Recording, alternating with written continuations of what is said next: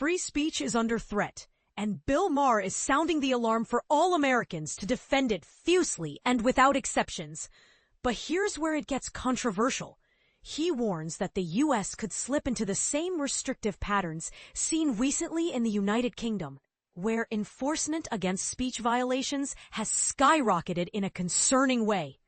On his show Real Time, Maher discussed various instances involving President Donald Trump, including Trump's proposal to criminalize flag burning with prison sentences.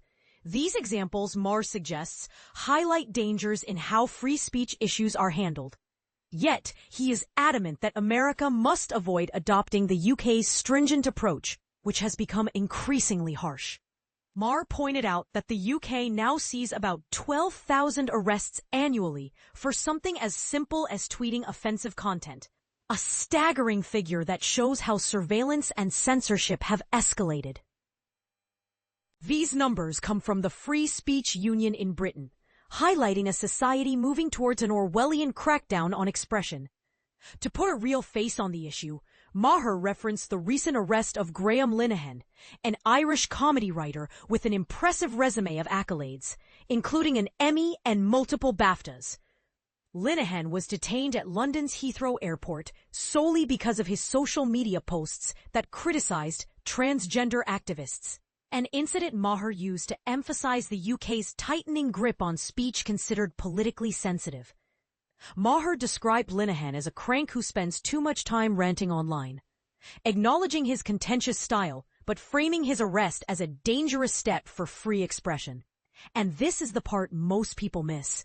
The UK is now arresting people not for crimes of violence or fraud, but for what they say or write, marking a dramatic shift in how speech is policed. Maher broadened the conversation by mentioning other notable figures who have voiced skepticism about transgender issues, including author J.K. Rowling and comedian Dave Chappelle.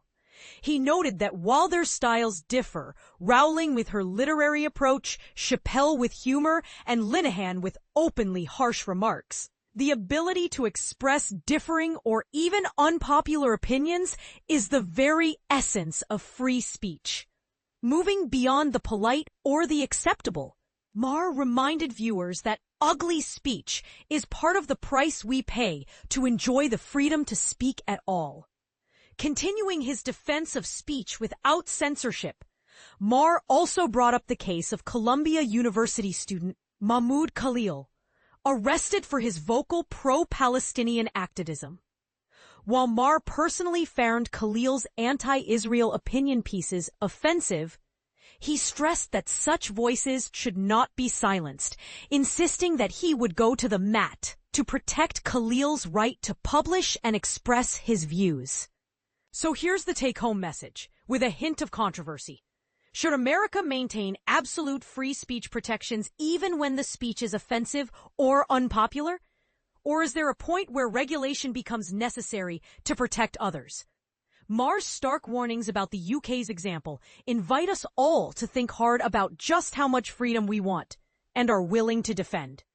What do you think? Is there a risk that free speech is being sacrificed for political correctness or public safety? Or is some level of speech regulation inevitable in a modern society? Share your thoughts and let's get the conversation started.